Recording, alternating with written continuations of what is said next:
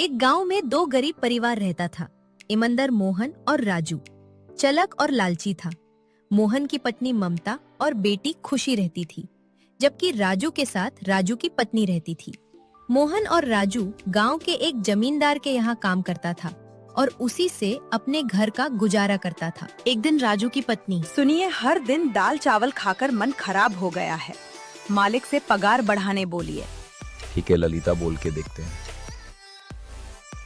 अगले दिन राजू, मालिक मेरी पगार बढ़ा दीजिए। आप जितना देते हैं उसमें खर्चा नहीं निकलता। तुम लोग की पगार साल में 10 रुपए बढ़ा देते हैं, इससे ज्यादा नहीं हो पाएगा। तभी राजू की नजर पुलाव की पेटी में पड़ा। राजू सोचा, क्यों नाना हम 2 पुलाव की पेटी ही ले जाए। इससे ललिता भी खुश हो जाएगी और खाने को भी आज कुछ अलग रहेगा। शाम के समय मोहन, राजू चलो भाई, अब घर चलते हैं। मालिक ने इससे बंद करने को कहा है। भाई तुम्हारा काम हो गया है तो तुम बाहर पेड़ के पास इंतजार करो, हम आते हैं। ठीक है। मोहन के निकलते ही राजू ने 2 पेटी पुलाव खिड़की से बाहर कर लिया। राजू, चलो मोहन अब तुम गेट बंद कर दो, घर चलते हैं। ठीक है राजू, हम गेट बंद करके आते हैं। अंधेरा होने के बाद राजू, चलो अब पेटी लेकर घर चलते हैं। अब अंधेरा में कोई देख नहीं पाएगा। मोहन के घर। खुशी, पापा डेली डेली दाल चावल खा के मन भर गया है। मोहन की पत्नी ममता, बेटा पापा जितना कमाते हैं उतने में यही सब आएगा। पापा दिन भर मेहनत करते हैं तब हमें यह खाने मिलता है, इसलिए ऐसा नहीं कहते। राजू के घर। राजू, ललिता या देखो आज क्या लाए हैं। क्या बात है, आज तो मन खुश हो गया। और ललिता छटपटा पुलाव सब्जी बनाती है और दोनों खाकर सोते हैं और इधर मोहन का परिवार भी सो जाता है।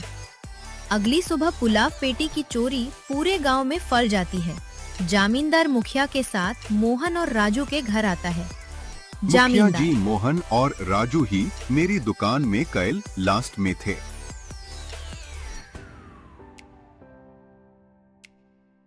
मुखिया, मोहन और राजू किसने चुराए है 2 पेटी पुलाव की?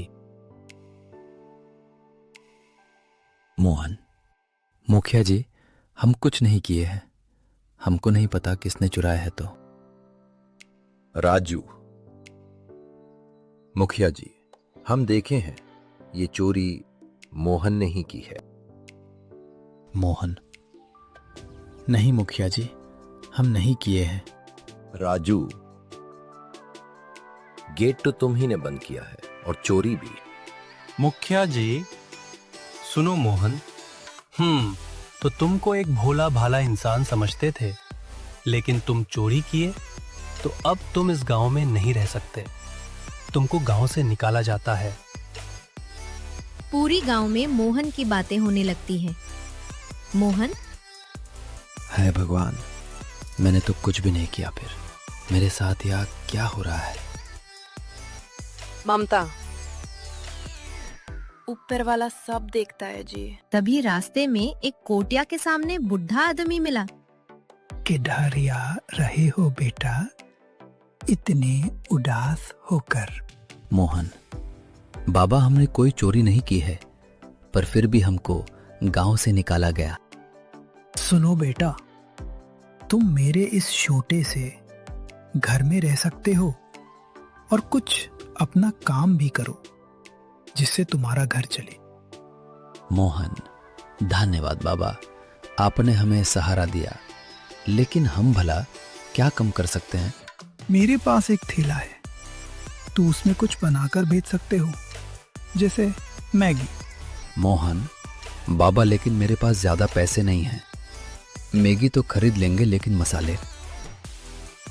ये लो, तुम यही मसाले अपनी मैगी में डालना। मोहन, ठीक है बाबा। अगले दिन मोहन उस थैले में मसाले मैगी बनाता और ग्राहक मजे से खाते। धीरे धीरे मोहन के मसाले मैगी अगल बगल पूरे गांव में प्रसिद्ध हो गया। मोहन की कमाई भी बढ़ाने लगी और देखते ही देखते मोहन आमिर हो। एक दिन राजू, मोहन तुम खाने में क्या डालते हो मसाले मैगी तो प्रसिद्ध हो गया है। मोहन, कुछ नहीं भाई, जो सब डालते हैं वही हम भी डालते हैं। राजू, तुम हमको भी सिखा दो अपना मसाले मैगी बनाने का तरीका, ताकि मेरा भी घर अच्छे से चले। कुछ दिन बाद मुखिया जी रास्ते से गुजर रहे थे। तभी राजू, सुनो मोहन, हमको माफ करना, उस दिन हम ही चोरी किए थे। मुखिया जी, अरे राजू, तुम चोरी किए और बेचारा मोहन को फंसा दिया। तुमको गांव से निकाला जाता है। मुखिया जी, माफ करना मोहन। मोहन, कोई बात नहीं मुखिया जी। फिर गांव में राजू की बातें होने लगी और गांव से भी निकाल दिया गया। इधर अब गांव के लोग मोहन की इज्जत और तारीफ करने लगे। मॉरल ऑफ द स्टोरी, लालच बुरी बला है और ईमानदारी सबसे बड़ी ताकत।